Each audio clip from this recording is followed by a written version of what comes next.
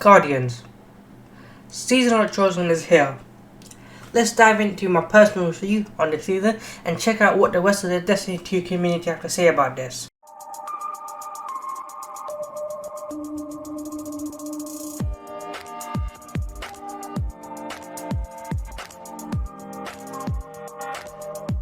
I'm a bit more optimistic about the Season of the Chosen, mainly because, well, my experience on the first day is very solid.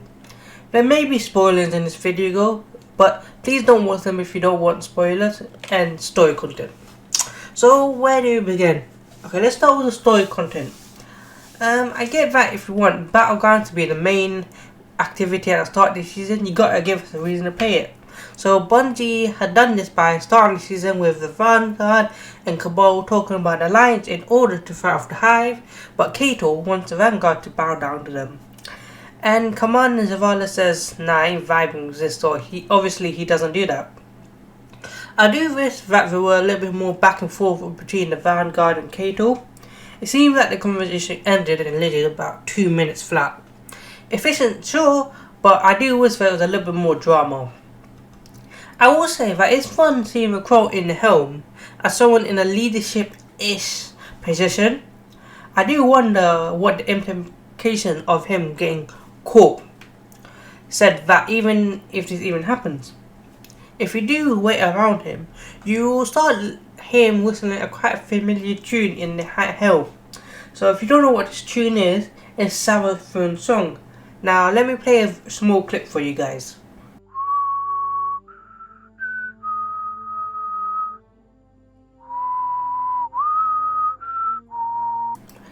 The helm. Let's talk about the helm. Well, I have two negatives about the helm. First, you cannot simply walk to it while you're in a tower. It's a different loading zone. I think this was done on purpose because as a programmer myself, it would be much easier to have a zone dedicated just to seasonal content, which will allow Bungie to do more interesting things when it comes to seasonal content, especially with characters, dialogue, stories, setup, as opposed to having a certain NPC shared zone like the tower or the patrol spaces. Second negative is there is no new voice line from the Drifter in the Emperor Decoder. I do think that was a missed opportunity, a big one. Allow me to play a few voice lines from Drifter in Season 11 where we got the Emerald Decoder. Otherwise, it's a great space. This is due to having a postmaster and a vault that makes it much easier, so we don't have to transfer from the tower to the helm back and forth when we're grinding. Battlegrounds. Yeah, they are fun seasonal activity. It's like a streamlined strike experience. However, it is much better than seasonal hunt activities. Cabal not exclusive to core playlists as it was for the seasonal hunt. You can get this from dungeons, messing around on the EDZ, raiding. This is what Bungie does best, raid. It doesn't take nearly as long to farm gold compared to lore charges. You can get a couple of gold here and there, and when you fully upgrade it, you can get gold even by doing the battlegrounds. All these combine for a banging core activity. The charge and the gold cap are a bit low at the start of the season, but when you upgrade it, there you go, you got a farmable loot for the activities. The Devil's Lair is back, and I want to talk about it. Why is the strike so good? Why? Why the hell is this D1 with original strike so fun? Why? Well, Noggin, the nostalgia. D1 is so much better than DT. Well, some of you might be saying that, but no. Actually, you don't want to know why? Enemy density. What is enemy density?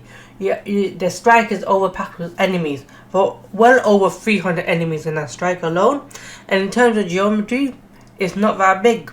However, it's probably the third the size of the Corrupted, which has a similar amount of enemies, but still, oh my god, this strike is fantastic. Some strikes don't even have 200 enemies. Armed Diesels, less than 150 kills. Scarlet Keep, less than 150. But yet takes twice as long. The place takes up to 350, up to 400 if you don't kill the final boss immediately. Why is this a big deal, you may ask? Well, For first time it feels like in a long time, I'm not fighting to have fun, I'm just having fun. I'm not fighting for my teammate for kills, except on a run occasion where they're running war mindset explosive builds. I'm not trying to race ahead of my teammates for kills, so that I can do my bounties. I'm just killing tons of enemies. Fighting in an area where you cannot leave until everything dies and you can just simply run ahead. To be clear, I ran the Devil's Lair 4 times in a row during the Adept Nightfall, which is 12:30. Things are still somewhat threatening, but when it comes to Grandmaster, oh boy, that's going to be a nightmare. I'm going to tell you this right now. But things are dying too quickly, but you can also die too quickly if you're not too careful. So I wanted to go back for a 5th time. If you're going to be this strong, Bungie, you really need to add more dudes to shoot back at us, explode, to kill. For battleground, although I agree that you could still put in more enemies to kill, people can have their own things to kill without feeling like they're racing to have the most fun, without stressing about someone's going to steal my kills to do about it, I might have to do this again. If you're going to be this powerful, this time we need more things to kill, higher enemy density. How about that recall nerf on PC everyone was crying about? Yeah, that ended up not really being a big deal after all. Yeah, I know. But I can't wait for Bungie to announce, oh sorry, this patch didn't get in properly, and the next update our guns will be like an earthquake in the hands. But for now, yeah, barely noticeable. I heard some things about console SMG recall and the camera control, which is awesome. However, I think people expected CSGO level recall or something similar to Rainbow Six Siege, where every single gun has a unique pattern, which some people memorize. Like CSGO, the AK had a different pattern than the assault rifle, the shotgun, and Rainbow Six Siege. You had a bit of kick, but you know, you got to do what you got to do to control it. Dungeons. Now dungeons are dropping relative gear again. We have the Shattered Throne and Pit of Heresy in the rotation now.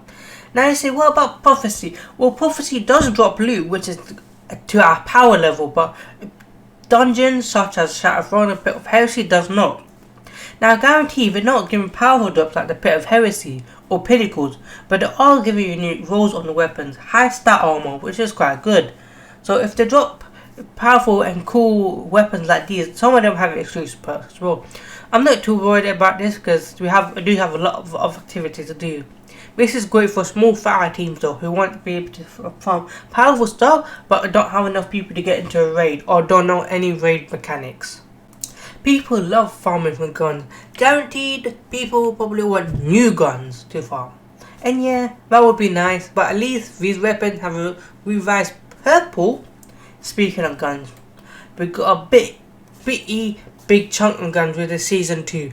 Seasonal guns got some Nightfall guns, Trials armor, Trials weapons, as well as returning weapons from Season Pass that we haven't seen in a long time. Seasonal weapon. It's pretty much fun as far as the bow goes, like the chain explosions that you can make from good for clearing ads.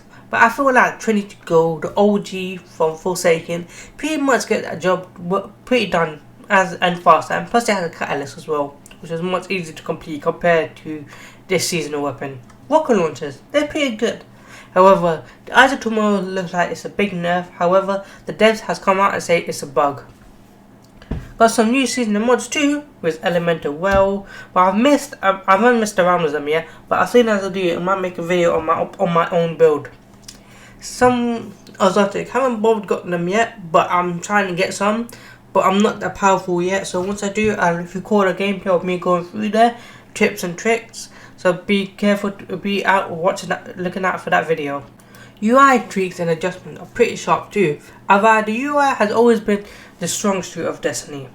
With Gunsmith, you can rank up by turning in 100 of your in-game materials to him.